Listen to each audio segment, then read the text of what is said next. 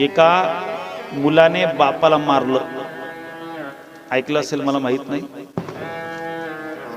बापाला मारलं, बापाला. गावाचं नाव घेणार नाही, गाव मोठं गाव आहे. किती वाईट आहे या जगामध्ये.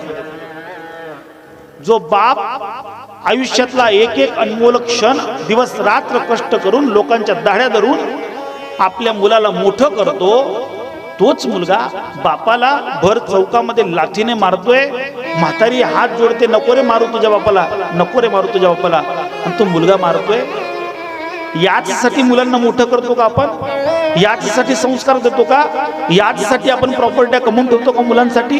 का हेच असतं की त्याने मोठं झाल्यावर आपल्याला कंबरट्यात लाथ घालायला पाहिजे?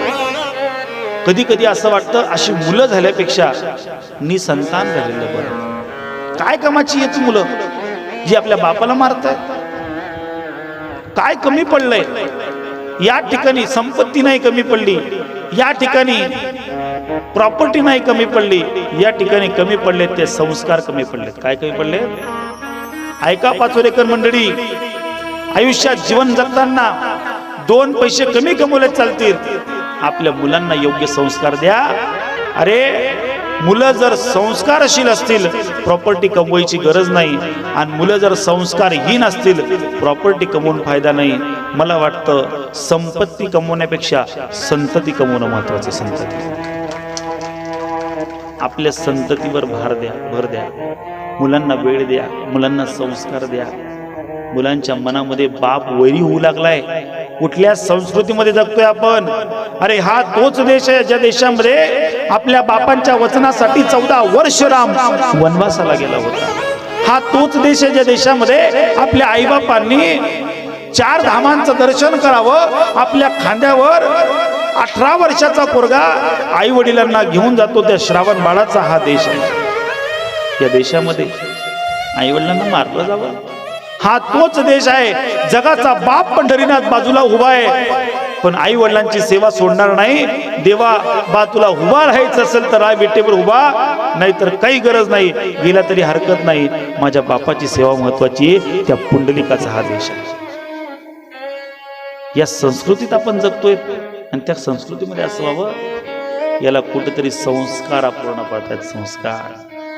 संपत्ती पाहू नका रे. अख्खा आयुष्य आपण संपत्तीमध्ये घाललोय, दिवस रात्र त्याच्यासाठी धावपळ करतोय. का करायचं आहे? का करायचं? ज्यांच्यासाठी कमवतोय त्यांना आपली कदर नाही ना, कशाला करायचं? समाजामध्ये प्रेम कसं जागृत होईल याचा विचार करा. दक्ष राजाने मुलीचं लग्न करायचं ठरवलं.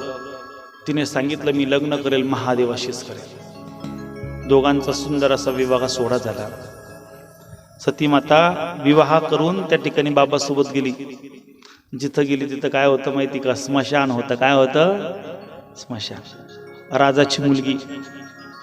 मुलगी कोणाची होती? राजाची. आणि गेली कुठं? स्मशानात. सगळीकडे राखच राख.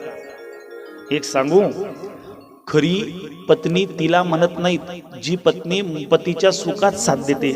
खरी पत्नी तिला म्हणतात